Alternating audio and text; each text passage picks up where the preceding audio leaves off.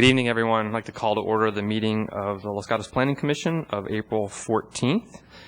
Just by way of introduction, we are the Planning Commission for the town of Los Gatos. We are a group of volunteers that are appointed by the town council to make land use decisions. We are not the town council. We are not an elected body. We enforce the laws that they make. If you would like to speak on any of our agenda items tonight, we ask that you fill out a card that'll be in the seats.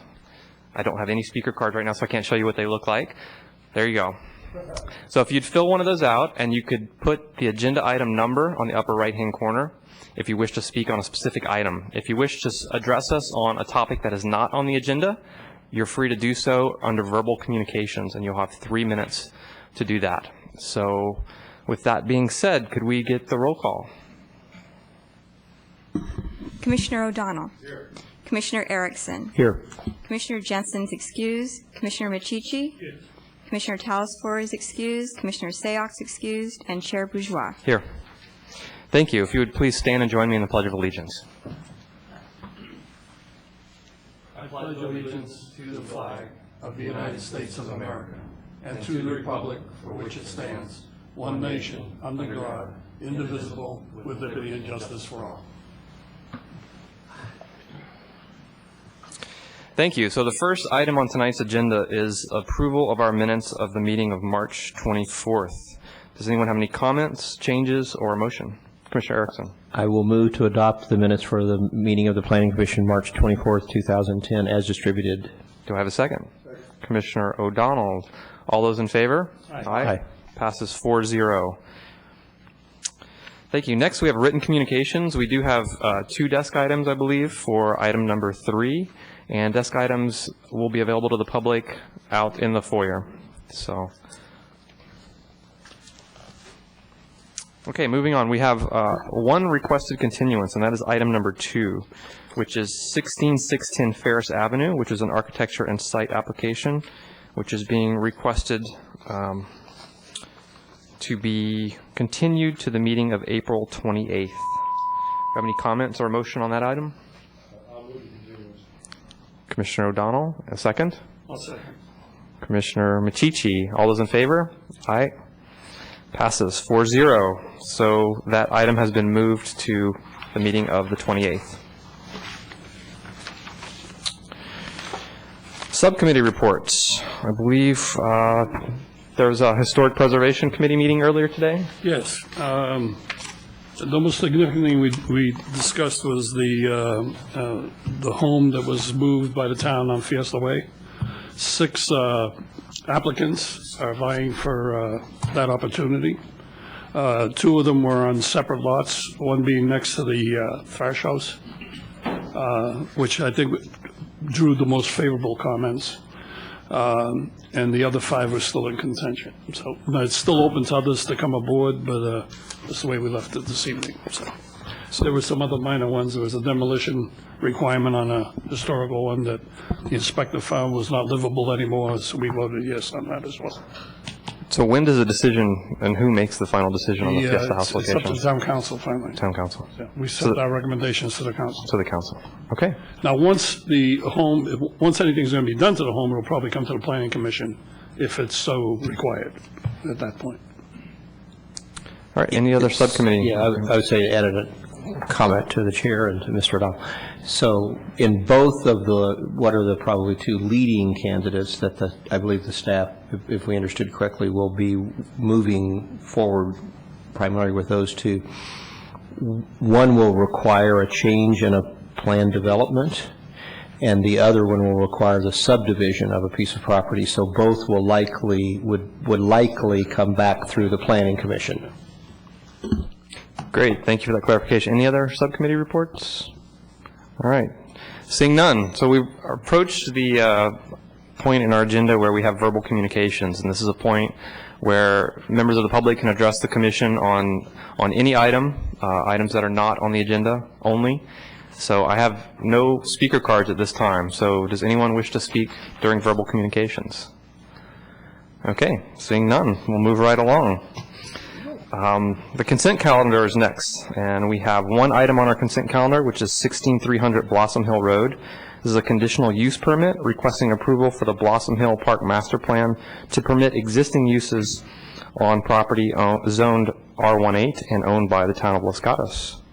Does any member of the public or the commission wish to pull this off of consent to consider in a public hearing? Seeing none, does the commission have any questions or a motion to approve the consent calendar? Commissioner Erickson. I would move adoption of the consent item as distributed. I'll second. We have a motion by Commissioner Erickson and seconded by Commissioner Machichi. All those in favor? Aye. Passes 4-0. And that brings us to our first continued public hearing. This is item number 2 on the agenda tonight. It's 16610 Ferris Avenue. I'm sorry, that's the continuance. The new public hearing is item number 3, which is 16035 Camino del Cerro, and we have an architecture and site application and a negative declaration before us. Yes, and this is the one where we have 2 desk items for item number 3. And can we have a staff report at this time? Yes. Thank you, Chairman Bourgeois and members of the Commission. The applicant is requesting approval to construct a 4,094 square foot, 2-story residence with a 539 square foot attached garage on a 22,265 square foot parcel. The parcel is non-conforming since it does not meet the minimum lot area of 40,000 square feet. The subject site is located in the hillside area and is subject to the hillside development standards and guidelines. There are several site constraints that restrict the building area. These constraints include sewer and view easements, topography, setbacks, and trees. The project was reviewed by the town's consulting geotech, architect, and arborist. The project has been designed to meet concerns of the consulting arborist, and conditions have been included to meet comments of the consultants. Due to the average slope of the lot within the construction area, an initial study was required, and a mitigated negative declaration is recommended. On December 13, 2006, the Planning Commission held a study session to review the proposed project, to provide input and direction to the applicant on the requested exceptions to the hillside development standards and guidelines. A summary of the Commission's comments is provided in the staff report. The applicant is requesting an exception to deviate from 2 standards and 1 guideline. The 2 standards are that a portion of the house is proposed to be located in the least restrictive development area, and the limits of graded cuts and fills are proposed to be exceeded. The guideline is to exceed the retaining wall height of 5 feet. The rear portion of the house and rear terrace are located outside the LRDA. The applicant believes that this is the best design alternative given the physical and topographical constraints of the site. By pushing the house into the hillside, the structure has a lower profile and less mass. A house could be designed within the LRDA, however, a major redesign would be required. It would reduce the square footage, and the garage would consume the majority of the front elevation.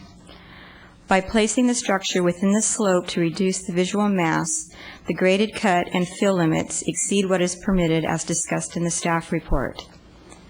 The hillside development standards and guidelines state the height of retaining walls should not be taller than 5 feet. A 7-foot-high retaining wall is proposed at the southwest corner of the garage.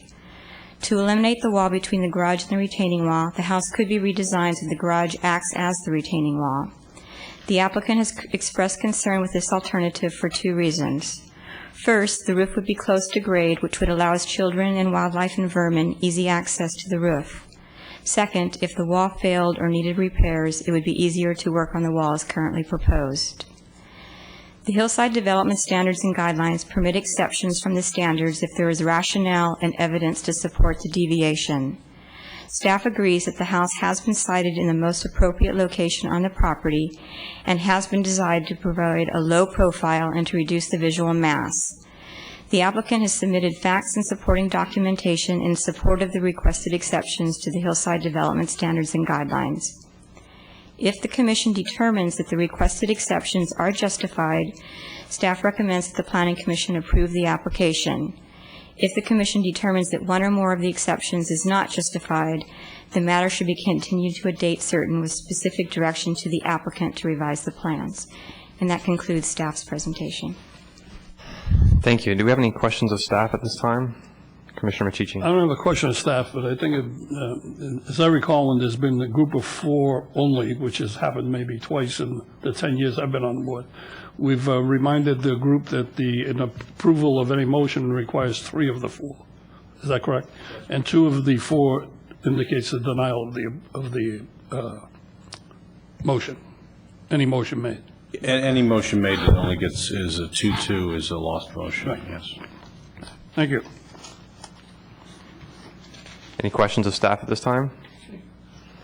All right, seeing none, I will call the applicant up. I don't have any cards for anyone. If you do have any cards, please, if you could submit them to staff here to my right.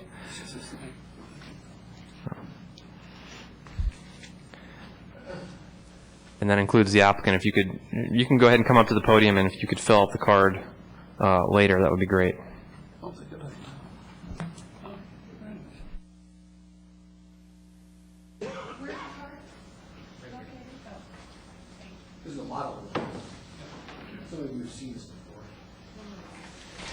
Yeah, if you're gonna speak here, you need to take the microphone with you. Do I need to fill out the card first? No, you can fill that out later. In fact, Just for your name and address for the record would be great. Okay. My name is Sai Tabari. I'm here with my wife, Maureen, and our architect, Rob Jenkins. We currently live at 108 Milani Court in Los Gatos. And this is our second time here. 2 of you, Mr. Bourgeois and Mr. O'Donnell, were here before. The other 2 gentlemen, I don't think were here last time we were here. And I guess for the record, I should say we have a model of the house as proposed in front of you. I'm not sure where to start. There's been a long history on this property and development. We bought this lot in December of 2002. At the time, there were no hillside regulations. Before we bought the lot, we contacted the town to make sure that this was a buildable lot. We wanted to build a home here, and we didn't want to buy a lot without being able to build something on it. We were assured by staff that they did not consider this an unbuildable lot, and I know that's not binding, but this is just a little history of where we came from. And then we started designing the house. During the process of designing the house, we did learn that the hillside regulations were being considered, and even though they had not been approved yet, we tried to incorporate them as much as possible in the design of our house, and I know in particular Rob, our architect, did so. Once we had the plans as we thought that they should be designed, we submitted to the staff. At the time, we tried to save a large multi-trunk bay tree. And if I could, it's easier for me to show on the... Yeah, please take the microphone with you and come on up. Great. So on the back side here of the house, it's not on the... it's not in the model, but the bay tree, the large multi-trunk bay tree is essentially right here. And we tried to design the house so that it had a sort of a U around the tree to try to save that tree. So the original design was to save that tree. When we submitted it to the town with our initial application, the town arborist said that tree would not survive even with that design. Because the tree is so large, the drip line is so big, and it had been topped, I guess, prior to us buying the lot. He didn't think that the tree would survive, and so his recommendation was that whatever we do, we should consider that tree being removed. When we got that feedback, we went ahead and redesigned the house then to eliminate that U shape so that there was more of a smooth section on the back because there was no reason for it. And so then that's the design that we have right now, was based upon those comments. We came to the Planning Commission a couple of years ago because we had not done all the soils stuff. We hadn't done the CEQA stuff yet, and there was some question about the LRDA that had come up. Initially, we thought this was going to be able to be approved by staff without coming to the Planning Commission, and it was only when it went up to higher levels that we found out about this LRDA 30% grade issue. We thought we justified it adequately to staff. At the time, this issue had never come before the Planning Commission, and we were told that they wanted the Planning Commission to review this. Randy recommended that we come for a preliminary view, and so that's what we did two years ago. And the resulting vote was a 3-3 vote. There was only 6 commissioners here at the time, 3 in favor, 3 against it. After that, we went ahead and had the geotechnical done, and then we went ahead and had the environmental impact review done. And we made some other modifications. One of our neighbors, who happens to be here, had some comments about a patio that's off the master bedroom. And on this model, this is the way it was originally designed. Based upon his comments, we made this much smaller. So in the plans now as submitted, this patio is much smaller. He also expressed concern about the 3 doors on this side, on the north side of the house, thinking that we would be doing most of our entertaining here, and his house is downhill from us on the north side. We eliminated one of those doors as well in response to those comments. And frankly, to the extent we do any entertaining, our plan is to do most of the entertaining on this back terrace. That's what it was designed for. On the north side of the house, there will not be much over there in terms of being able to entertain. The kitchen is on the terrace side of the house, and so it just makes most logical sense to do all the entertaining back there. In terms of the retaining wall issue, I might as well use the model for that. This is the one area where I think the staff is at odds with what we would like to do. And you can see on this model what we've done is we have the retaining wall separate from the garage. As Sandy noted, that's going to require a 7-foot retaining wall. And the reasons we want to do that are those that she articulated. And also, we've been told by a structural engineer that it's much more advantageous and much safer to have a separate retaining wall rather than use the garage wall as the retaining wall because of load issues, especially if there's some sort of seismic event. Okay, thank you. That's your 5 minutes, but Okay. I'm sure there's going to be questions. Do any of the commissioners have any? Commissioner O'Donnell. Yes, I have. Could you put on your microphone? Oh. I've asked if he's seen the desk items, and he said he had. And I'm curious, is too weak a word, but one of your neighbors apparently wanted to know if you could do something in the back of the house where the cars are to be parked. Right, so that's Mrs. Levin, and as you may recall, Mr. O'Donnell, Dr. Levin was here at the last Planning Commission meeting 2 years ago and actually spoke in favor of the project. His concern is the driveway and this parking area here. And his biggest concern that he's articulated to us is he doesn't want it to be asphalt, and it's not going to be asphalt. And if it's going to be concrete, he wants it to be some sort of stamped colored concrete, which we're fine with doing. And in fact, the town consulting architect, one of his minor things was that we might want to do some pavers or something like that in this parking area. The size of this turnaround and parking area were dictated by the fire department and the staff. I guess we're required to have a certain number of parking spots available, and so we had to have the parking there. In terms of blocking the view, you can see right here is our property line, so there's not much room there for us to do so. And I just got that today. I haven't had a chance to talk to our landscape architect about it. I do know that we're also subject to some building codes on hillsides now that apply from the state fire department that involve native or non-native plants and trees, combustible, things like that. So I don't know what we could put there. I'm not prepared to say anything about that right now. I do know that the Levin's house is right here, looks straight down on our house. We don't want to see them, just like we don't want to see the downhill neighbor either.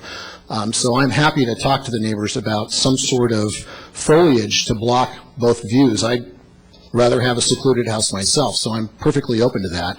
I don't know if that is something that needs to be a condition of approval here or not, or if my word's good enough on that. But, and then in terms of the other desk item, that I think addresses this retaining wall. And I don't think that was in the original staff report, and so I think that's why it's a desk item. Thank you. Thank you. Commissioner Michichi, you had your hand up too. Do you have a question? No, I didn't. He answered it? Okay. I have a question.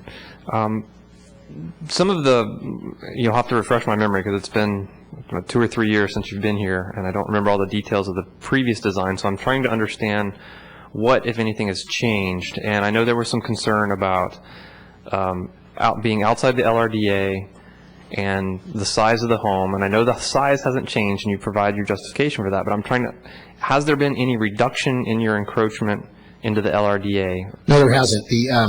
It's because the garage is mostly what encroaches. For the house itself, it's only a little bit of the house in the terrace, so it's really the garage that's the problem here.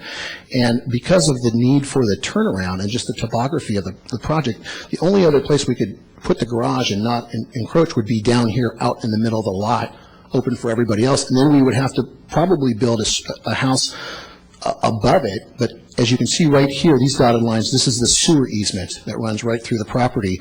We can put hardscape on there according to West Valley Sanitation, but we can't put any structures over that. So that really limits what we could do.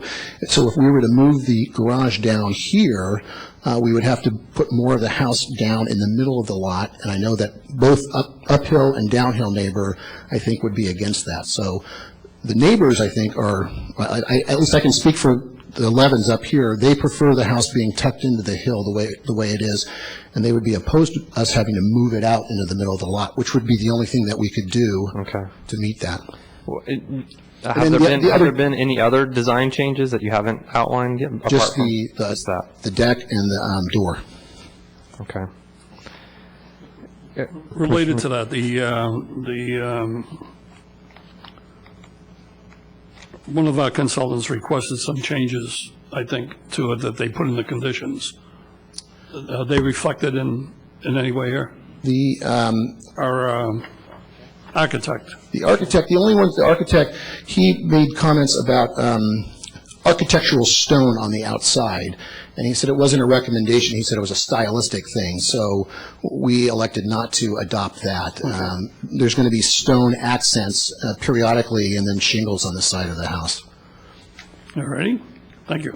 And just as kind of a point of reference for us when we enter our discussion, there's a comment in the staff report that says it is possible to build a house within the LRDA. Obviously, it's going to have to be a smaller house and configured differently. What's the scale of change that would have to happen? Are we talking a 10% reduction in square footage, or are we talking a 50% reduction in square footage? I mean, I'm just looking for an order of magnitude. We would have to start from scratch, because what we would have to do is put the garage down here in the middle of the property, and that's going to completely change this whole thing. So we would have to start from the drawing board. I don't think there's any way, because as you can see, the driveway is up here.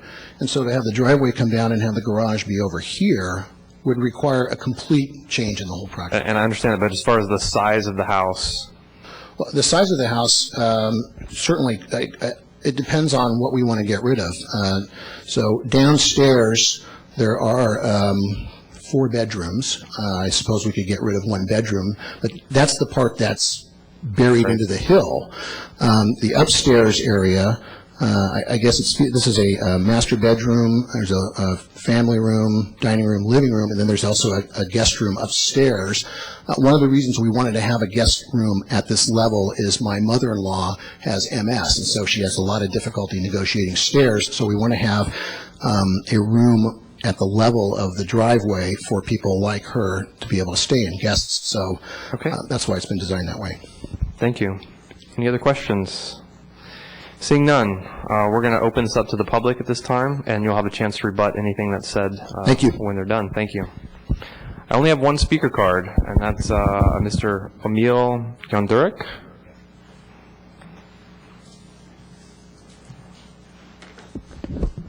And you'll have 3 minutes. So I'm Emil Yondurik, and I live at 15810 Blossom Hill, which is the house that's immediately south of here. And my primary concern has to do with the landscape plan that they have put together for the property. If you notice the landscape plan, all of the trees that they put on there are basically on the east and the west side of the house. And there's really no screening that's effective on the south side, or actually the north side, right, which is the side that neighbors me. So they have a line of sight to the master bedroom, the nook, and the living area. And the landscape plan currently proposed puts a number of Mexican sage plants, which grow to 2 to 4 feet tall, as well as extremely slow-growing manzanitas. I would like to request that in order to make this compliant with the hillside development standards and guidelines, in particular Guideline E about using landscape to screen views to the neighbors' living areas, that they install either arbor vitae, Leland cypress, or Juniperus genesis, which are all basically large, or will grow relatively large evergreen trees that will basically be green year-round. And I don't have any problems with the rest of the house. Otherwise, there were some concerns last time about the drainage. I think in reading the report that was presented, I'm satisfied that that'll work. It would be nice if they put some landscaping around that, but I'm just really concerned about, all this looking straight down. Okay, great, thank you. Do we have any questions? No, the only question, I think I heard the applicant state that he was willing to work with anything that would amend that situation. Did you speak with him about it? I did not. Oh, all right. So you haven't talked to the applicant yet? I have not talked to All the right. applicant yet. But he's indicated a willingness to do something there, it sounds to me. Yes, and if possible, I'd like to make that one of the conditions of approval. All right, thank you. Is there any other member of the public that wishes to speak on this? If not, I have no other cards. Mr. Tabari, you have time to rebut or make some closing remarks. As I said, I'm happy to put some trees or anything on the north side there to act as a screen. My only concern is that it be compliant with these new building code requirements for fire safety on a hillside property like this. Other than that, that's fine. I mean, I'd be happy to do that. Okay. Are you finished with your closing remarks, or? Unless there's any other questions. Yeah, we'll get the questions, but I want to give you time to. All right. So, Commissioner O'Donnell. Yeah, this question, perhaps I'll address the question first to staff, and I appreciate if you just did it because it may bounce back to you. The concern of the Levens related to landscaping, and it was pointed out to us that the lot line is very close to the parking area there.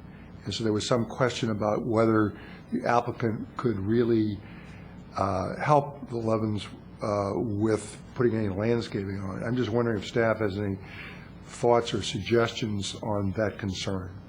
If the landscaping does not fit on the applicant's property, if they are willing, they could work with the Levens and plant some, they have a row of trees or shrubs along the Levens property, some of which have died, and they can look at replacing those plants.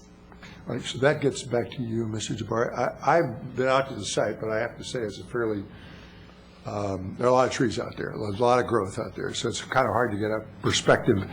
Do you have any thoughts on how you might help your uphill neighbors, if at all, because they'd like to have some more screening, and they've had some problems, I guess, with the death of the trees they tried to plant there? But what happened was, when we started this process, and it might even have been when we first put the story poles up over 2 years ago.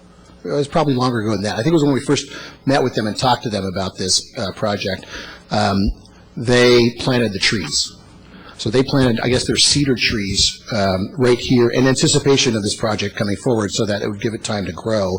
And I didn't know until I saw that today that one or two of the trees had died, because I haven't been out there in a little while. So last time I was there, they had these trees growing, and I thought that was going to take care of it. Again, I'm happy to talk to them about something like that. It seems to me they're going to want foliage rather than some artificial structure there, because that's, again, they don't want an artificial structure in their view line. There are some trees that are still going to be here that are not on this, and I think their biggest concern is just this parking area right here. So, and that is going to be sunken down a little bit. There is a retaining wall here, but obviously they will see some of it there. So, I mean, I'm willing to do whatever is reasonable there for that. That's, to me, is not a deal breaker at all. If they want to have some trees there, then that's fine with me. Thank you very much. And I should say the same thing with Amo, our downhill neighbor. Great, thank you. Any other questions? Commissioner Erickson? Just a quick question. So there is sufficient room on your property line on the north side. You think that you could do the adequate screening? Won't run into a similar problem as you are to the south On side? the north side, I don't think there will probably be a problem. Actually, when we first got this lot, there were trees there, and then they cut them down. So there's a chain link fence there right now, so we could, I don't know if vines running up the fence would be enough, or if they want something taller than the fence, but right now there's about a 5-foot tall chain link fence that's been put up that on this side of the property is sort of the deer fence, so something like that would be fine with me. I mean, again, these are going to be bedrooms down here, so this is really his backyard here. So just as he doesn't want us looking down into his backyard, I don't think we want him in his backyard in his pool looking into the bedrooms here. Right. Thank you. Any other questions? Okay, seeing none, I think we're going to close the public comment period of the public hearing, and I'll turn this over to the commission for discussion, questions, or a motion. Does anyone want to get us started? Yep. Commissioner O'Donnell? I will make a motion, and just give me a moment here.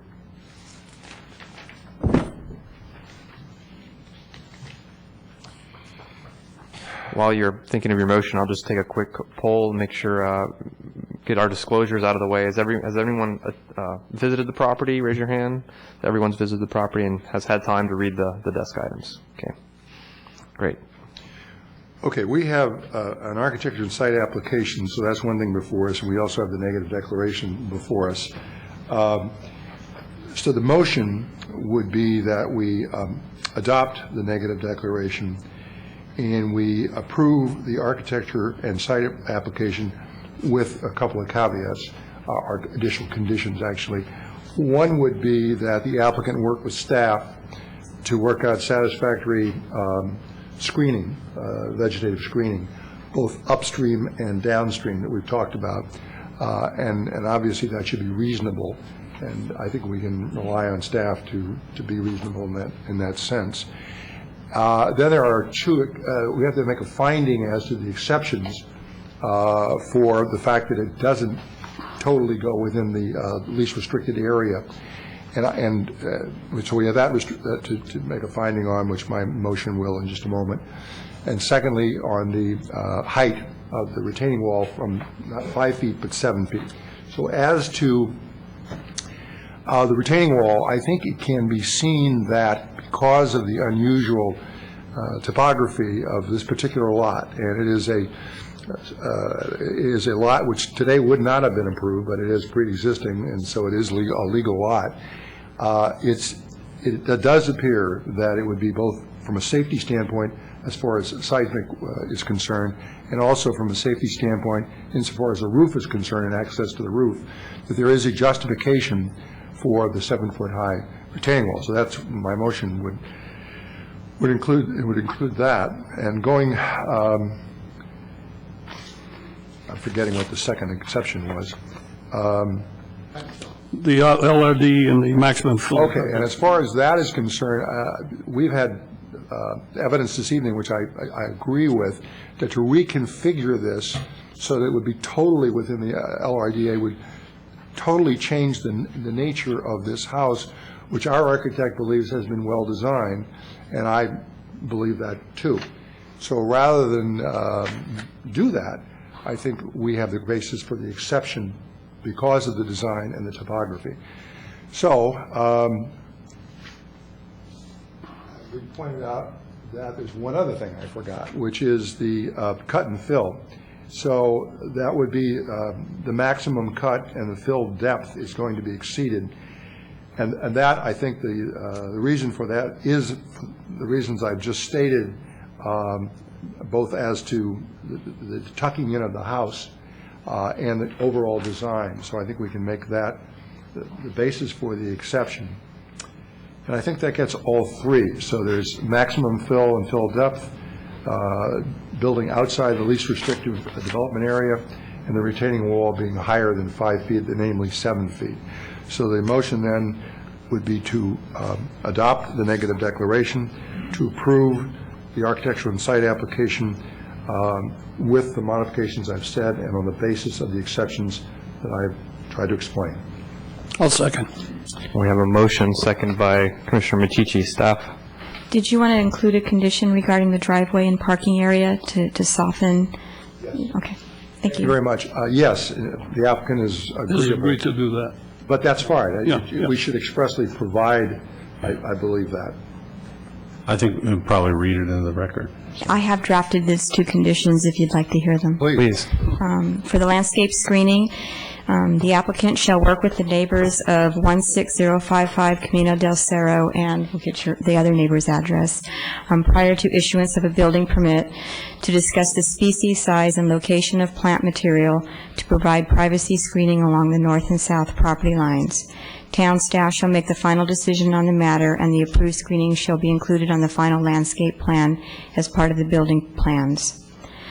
For the driveway and parking area, the applicant shall install pavers which meet fire department requirements and/or provide stamped concrete to soften the driveway. This shall be shown on the final building permit plans. Couldn't have Is said that it better acceptable? myself. Thank you. Could I make one suggestion that we include that the plant species selection be consistent with Appendix A of the Hillside Development Standards and Guidelines and any applicable fire codes? Okay. Is that acceptable to That's fine. Fine. to the motion? Okay, do we have any discussion or comments on the motion? All right, seeing none, I will call the question. All those in favor, say aye. Aye. Opposed? None. Passes 4-0. Thank you very much. Are there any appeal rights? This decision is appealable to the town council. The appeal must be filed within 10 calendar days. The appeal forms are located upstairs in the town clerk's office, and there is a fee for filing the appeal. Great, thank you very much. So we have no continued other business, but we do have some new other business. And that brings us to item 4, which is our consideration of the 5-year capital improvement program for fiscal year July 1, 2010 to June 30th, 2015. And it looks like our town engineer, Mr. Rohani, is going to have a staff report for us. You want me to do it? I get to do the staff report. Okay. You have before you tonight the proposed 5-year capital improvement program for fiscal years July 1st, 2010 to June 30th, 2015. The proposed CIP includes capital projects proposed for construction during the next 5 fiscal years. Pursuant to state law, the Planning Commission is required to report to Town Council on the conformity of the program with the town's adopted general plan and all other adopted specific plans. And those consist of the Hillside Specific Plan and the Central Los Gatos Redevelopment Plan. The scope of the Commission's review is to only determine the consistency of the program with these plans. Kevin Rohani from the town's Parks and Public Works Department is available if you have any questions on the program. And that concludes my presentation. And before I go to questions, my understanding, we are to receive public input on this as well. Is that correct? Okay. So, do we have any questions of staff? I'll ask, see if anyone wishes to speak. I have no cards. Before I do that, do we have any questions of staff? There's no one present. I have no cards for speakers. Mr. Rohani? Mr. Chair, just in lieu of the public comments, if I may, just I wanted to touch upon a few of the projects that might be of interest to the Commission as we move forward for the coming year. Great, thank you. Year. As a part of a number of the ongoing projects that the town has, and from street paving, curb gutter improvements, and similar projects, we have some new projects that we're going to be undertaking in the upcoming fiscal year 2010-11. And one of them is on Blossom Hill Road. This is some roadway improvements that we have been pursuing for some time, and we plan to do the design in the coming fiscal year. This is improving Blossom Hill Road from Cherry Stone, roughly about the location of the Blossom Hill School, all the way to Camino del Cerro. That area, there's a lot of gaps on the sidewalks, bike lanes, and our plan is to clean that area up, do some widening, restriping, and enhanced overall operation of Blossom Hill Road in the vicinity of the school, which has been in high demand by the community. We have another project which we plan to start the design in the coming year. That's on Wedgwood Avenue. If you may recall, about 2 years ago, we started the improvements on Wedgwood from Wimbledon to Mulberry along the La Rinconada Country Club in conjunction with their development project. Both the town and the country club participated in drainage improvements, curb gutter sidewalks along Ridgewood, which has been much needed, and now that the project is finished, a big enhancement to the community. This project will continue the theme from Mulberry to Granada Way at the La Rinconada Country Club. This is along some sharp S-curves, which are also the facilities that the Santa Clara Valley Water District has. Our goal is to do some roadway realignment, enhance the drainage of the roadway, provide sidewalks from all the way, which sidewalk would go from Wimbledon all the way to La Rinconada Park, which is, those of you, if you've been there, it's really hard to difficult to have any pedestrian facilities out there. So this is, again, big enhancement. Also, the town was successful in securing a state grant, believe it or not, in the current state financial situation, to improve intersection of University Avenue and Highway 9. That is a state highway, and Caltrans owns and maintains that facility. However, because of the need, that intersection really is one of our least functional intersections, doesn't have dedicated left turns, and I think all of us have from time to time been stuck at that intersection. So we were able to secure grant funding, and we'll start a design of improving that intersection, some widening, providing dedicated left turn, replacement of the signal system, and make that intersection a much more functional and modern University and Highway 9, just down the road. This is similar to the project that we are working as we speak at University and Blossom Hill Road, which we have widened.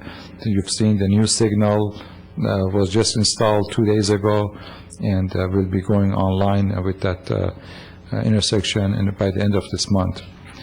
And a last project in continuation of the Park Master Plan that the Blossom Hill Park Master Plan we approved, but also providing athletic facilities in the town.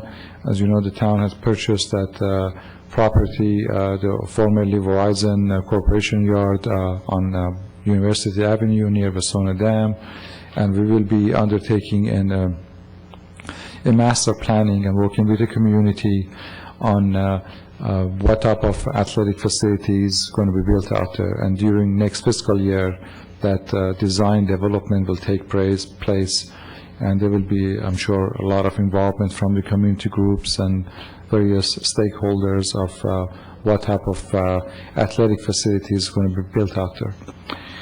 So those are just some of the major projects that we're going to be undertaking, and the rest of the projects, it's in your report. Anyhow, I'll be happy to answer any questions. Commissioner Erickson, you have a question? Thank you. Thank you, Mr. Mahoney. Can it go back to the very first project? So the widening of Blossom Hill, the improvement of Blossom Hill going east, I guess, from Blossom Hill School. So does it eliminate the unofficial parking adjacent to the park? As a part of the overall project, the improvements, and by widening, I want to make sure, I don't mean widening Blossom Hill Road to 4 lanes, like some of the other sections. We're talking about localized widening to accommodate bike lanes. Basically, yes, the area dimension is within the scope of this project, and as we work with the neighborhood out there on various treatments, I believe we can address some of the issues that has been brought up. That is within the general area. Thank you. Commissioner Machici. Mine was more a question on timing. When would they start the Roberts Road bridge replacement? I know it's closed now. Roberts Road Bridge replacement is taking place as we speak. Oh, okay. Yeah, that project, yes, we closed Roberts Road Bridge March 15th. Bridge will be replaced, and it's, right now our schedule is by this December, I'll have a new bridge out there. Are they still going to have to stop on each side before they proceed? That is actually the wishes of the neighboring neighborhoods. Right. Even though the new bridge, it will be a 2-lane bridge, it could easily accommodate two-way traffic. We have, again, as we work with the immediate neighbors, there was some sentimental thing of how the look and feel of that bridge, and we've incorporated in the new structure some of the look and feel of the existing bridge. It will, we plan to basically have 2 stop signs at each end, and it'll function as it does today. Seem a lot safer.